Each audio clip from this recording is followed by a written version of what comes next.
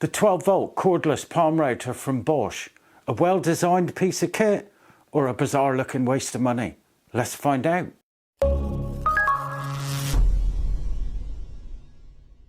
First of all, let me put this into context.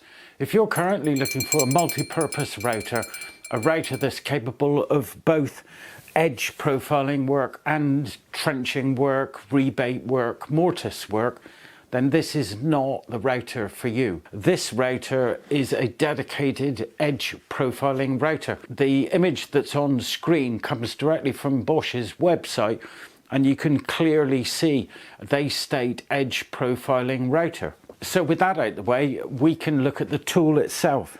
And as you can see, it's a somewhat bizarre design.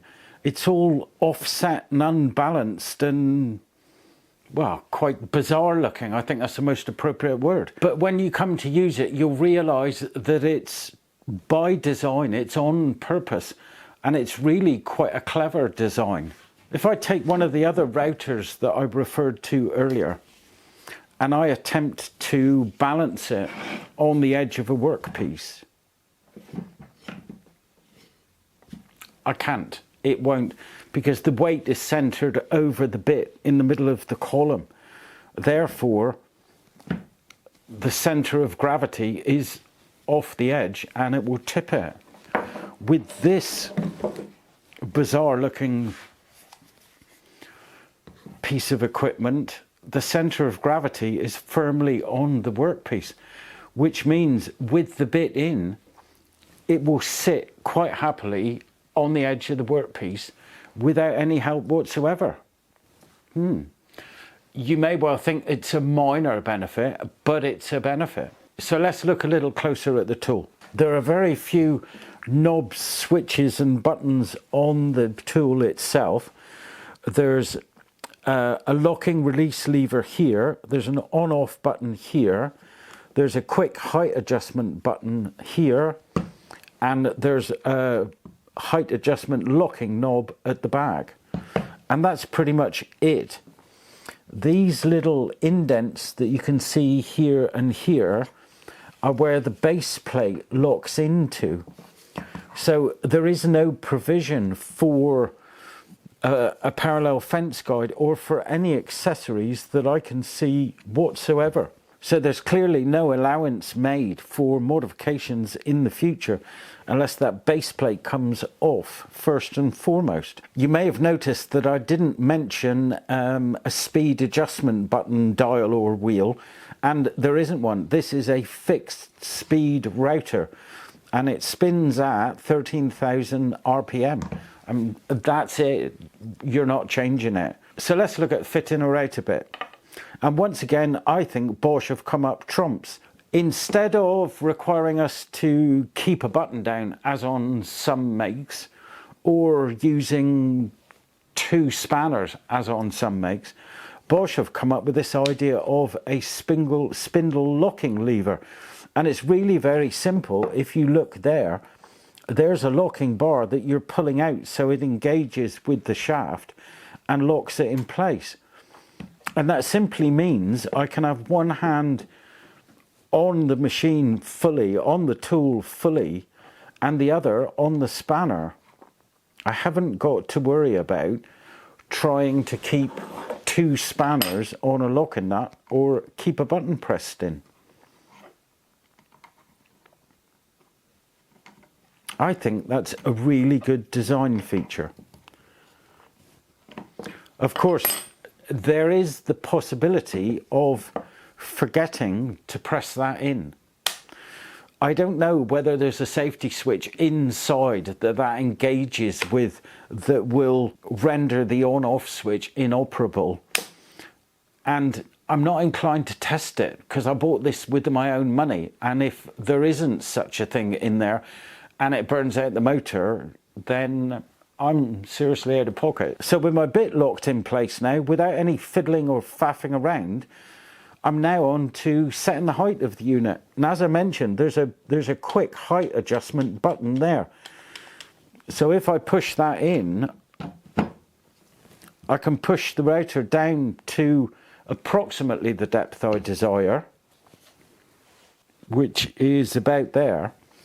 And then I can dial it in using this fine adjustment knob, which is a really fine adjustment. It actually says on it, a whole turn is a millimetre or 0.04 of an inch. So really fine adjustment.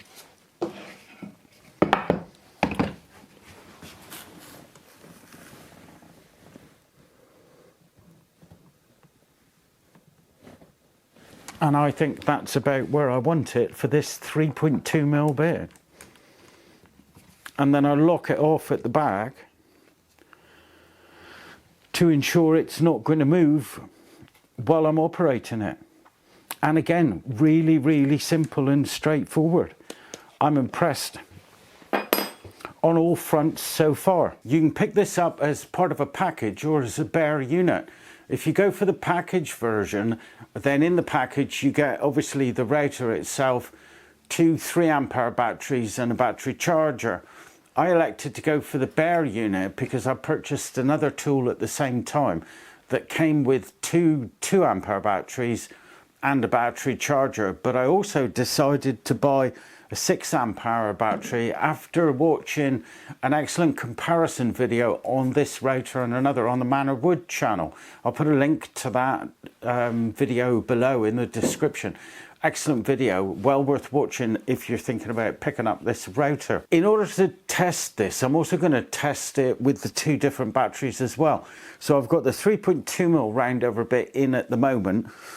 I'll try that with the 2-ampere battery first, and I'm going to try it on edge grain and on end grain, and then I'll change across to the 6-ampere battery and try that again on edge grain and end grain, and then we'll swap over and put the 6mm bit in and do exactly the same thing. And just before I get to that, one thing I instantly noticed when I just tried powering up with the 2 different batteries was the difference in the amount of power delivered by the battery to the motor, and you can hear it. So 2-ampere battery,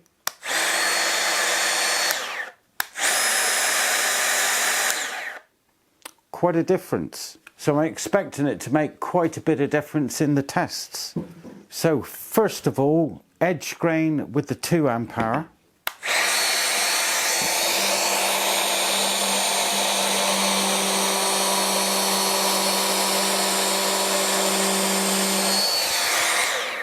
Edge grain with a 6-ampere.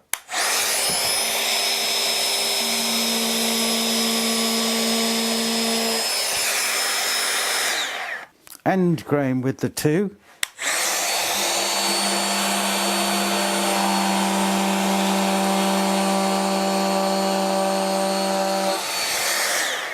End grain with a 6.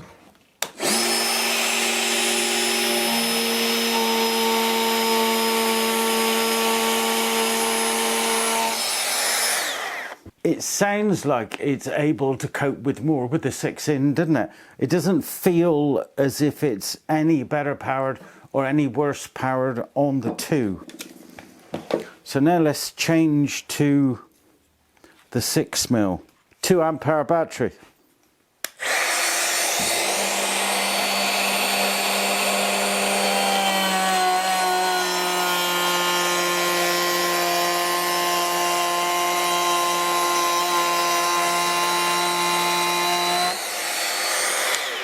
And hopefully you can see that's not a bad finish at all. There's no burning on it, there's no rip out. Even though you could hear the router low down, it's not had a detrimental effect on the cut at all. So let's try that with the 6-ampere.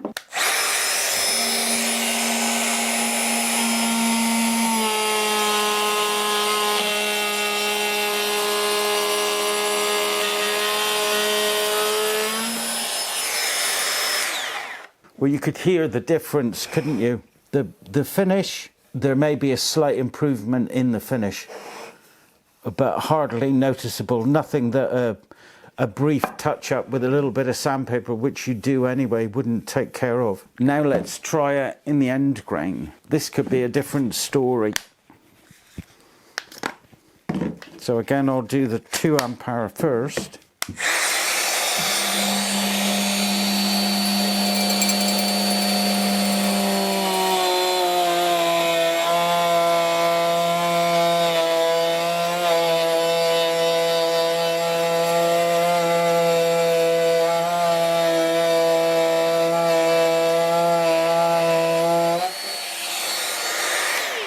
I'm inclined to say I felt it struggled a little bit there.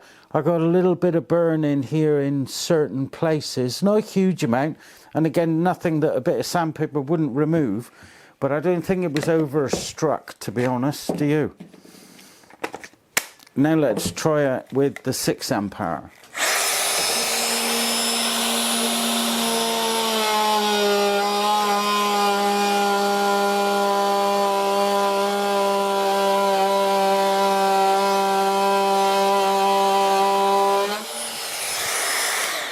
That felt and sounded a lot better, and the finish isn't bad either, and there's no burning. So to summarise, quite a performance difference between the 2 amp hour and the 6 amp hour battery, I think you'll agree.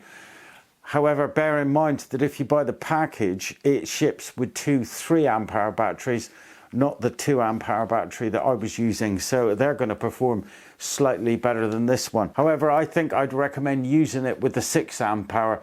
The performance increase was quite noticeable. From a feature perspective, I really like the router. It's a little different. It takes a little bit of getting used to. The main thing being the fact that the router bit's offset from where your hand is to quite an extent when you're addressing the edge of the workpiece that you want to put the profile on. So a little bit of care is required just to make sure you don't drag in too quick and make harsh contact with the edge. But in saying that, a little bit of care is required with any new power tool that you buy. I really like the spindle lock-in switch that they've put onto it, and I think the fine adjustment wheel is absolutely perfect. At 1mm travel for a full rotation, it just feels bang on. I wouldn't recommend this as a first and only router. I think its place in the workshop is limited by design. But I also think that it's going to be fantastic for doing edge work, especially when I've got to travel to the workpiece as opposed to bring it to me and work on it on the bench. Not having the cable in the way will be superb. So I'm really pleased, and I think it's going to be a great addition to my range of routers. Interested in your comments? Let me hear what you think, and let me know if you feel I've missed anything in this review. Thanks for watching, and see you next time. Ta-ra.